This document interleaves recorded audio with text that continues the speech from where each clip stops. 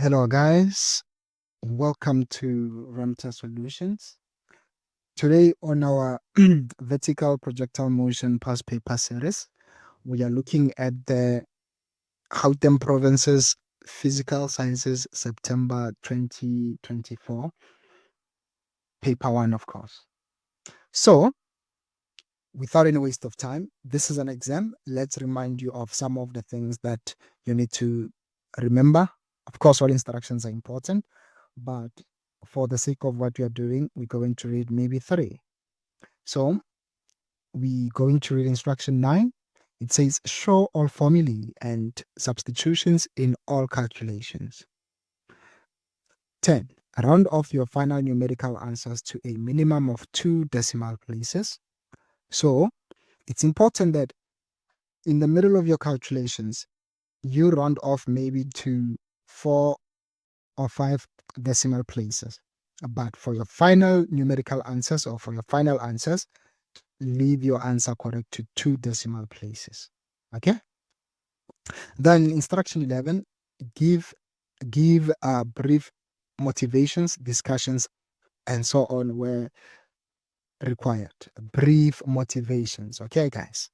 So without any waste of time, let's go. So because this is a September examination, projectile motion will be perhaps question 3. It's question 3. So let's see. So question 3, let's see. They say a tennis ball falls freely from rest. So this means initial velocity is 0. It was dropped from point A, which is 44 meters above.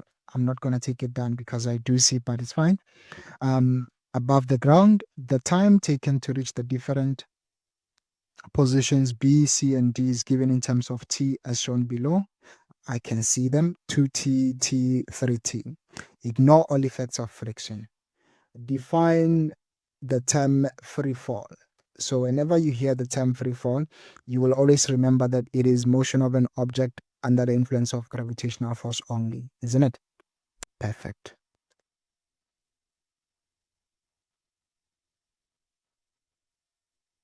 So motion of an object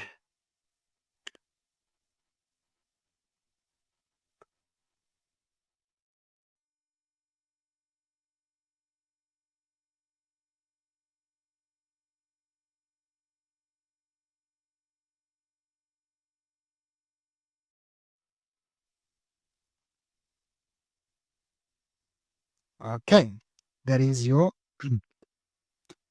34. So remember, this is 15 marks. We need to make sure that we finish this question in 15 minutes. 3.2, calculate the value of t. What we know, I will say downwards is positive. Okay, I will say downwards is positive. Okay, I will say downwards is positive. We know the time taken from position A to D in terms of t, and we know the distance. So we must, and we're looking for what? We're looking for delta t or the t. So we will use delta y equals vi delta t plus half a delta t squared. Proceeding, the displacement, it's going downwards, so it's going to be positive 44 because we said downwards is positive. Initial velocity was 0. The time, this is 2t plus t plus 3t. What is this? So let me just do it here. So delta t will be 2t plus t plus 3t. What is this? This is 6t, isn't it? This is 6t. So therefore we have 6t plus half. We said acceleration, sorry, we said downwards is positive. So it means acceleration will be positive 9.8 and then 6t squared. So what is this? It will be 44 equals 0 minus 4.9 multiplied by 36t squared. Okay? 36t squared. If you like, you can say Perhaps let me just simplify this first. 44 equals 4.9 times 36. It is negative. Is it negative? Sorry, it's positive. It's positive. Yeah, my mistake. It's positive. So it's 176.4 t squared. Now 44 over our answer is, or t squared equals 44. Nah, let me just write it in decimal. 44 over 176.4 is 0.24933. Okay, 24933. Therefore, square root of this is 0.50. Okay, so the time is 0.50, 0.5. Doesn't matter, 0.50 seconds. Okay, the time is 0.50 seconds. Happy? Perfect. Let's see, we have covered 6 marks already. Let's go to 3.3. 3.3, calculate the height of the ball at point C. We know the time at point C. We need to be careful. We are calculating the height, so we need to basically find distance CD. Okay, perfect. So we will say what we will say here is, we will say delta y. Again, let me say downwards is positive. It's important.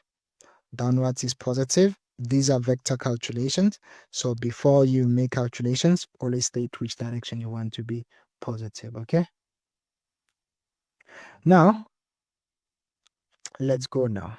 So we say delta y equals vi delta t, all right, plus half a delta t squared. What is delta y? It is exactly what you are looking for. This is 0. And before that, remember here, delta t will be, to get to c, it'll be 2t plus t, which is 3t. And we know that t is 0.5. So this is 1.5 seconds, isn't it? It's 1.5 seconds. Let's go. So delta t is not delta t, man. Delta y. So delta y is, let's go and check. It will be, initial velocity was 0. We're substituting into this equation. It was 0, and time is 1.5. Acceleration, it's going to be positive because we said downwards is positive, and this is 1.5. Okay, square. So 4.9 times 1.5 squared. What is it? It is 11.025. So this is 11.025. Okay, this is 11.025 meters. Guys, this refers to the distance traveled from A to C. Therefore, the height at C, so height at C is 44 minus 11.025. What is it? So 44 minus answer will be 32.98. So this is 32.98 meters. That is the height at point C. Okay, that is the height at point C. Remember, height, distance from the ground. Okay, guys? Hey, ta-da. Now, 3.4. We have now covered about 10 marks. 3.4. Interesting, eh? 3.4. If after the first bounce, the ball reaches point C. Do you guys follow? If after the first bounce, the ball reaches point C, sketch the position time graph for the ball from the moment it is dropped until it reaches point C after the first bounce, or after the bounce. Now, on the graph, show the following: the time taken, or the time values at point D and C before the bounce in terms of T, the heights of A and C, and then they say take the ground as 0 reference. So 3.4, we will say I want to take it as, let's say, upwards is positive. Let me begin with that. Upwards being positive. So here we have two options. You can draw it for upwards being positive or for downwards being positive. It's totally up to you. So for upwards being positive, let me say y in terms of meters, and then the time in terms of seconds. So, and I will also do the same here, y in terms of meters, and the time in terms of seconds, 0, 0. Okay, so let's see. When upwards is positive, this is sort of a frowning parabola.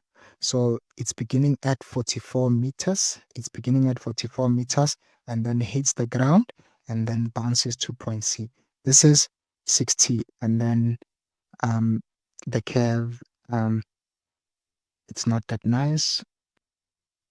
Yeah, much better. So this is point C. It was 3t. Remember, to get to point C, it was 3t. And then to get to point D, it was 6t. They said we must show the heights of A and C. The height of A was 32.98. If you recall, 32.98. It was 32.98. Right? It was 32.98. Let me see time values at D and C before the first bounce again. We good. Now for this one, it's gonna be like this. Let me make it here to be negative 40, and then negative 40, and then this is your negative 32.98, and the time here is 3t, and here it's 6t. Okay. All right. So this is how you attempt your vertical projectile motion questions. All right, guys. So we have spent less than 15 minutes in answering this question. You can imagine this also includes the introductions and everything. So this is how you should attempt these questions. Okay, make sure 1 minute, 1 mark. So now maybe I should say we took about 11 minutes. I should say 11 or 10. That means you have extra minutes to look at other questions that you may find difficult in your paper. Okay, so with that being said, guys, this is it. I hope you enjoyed it, and bye bye.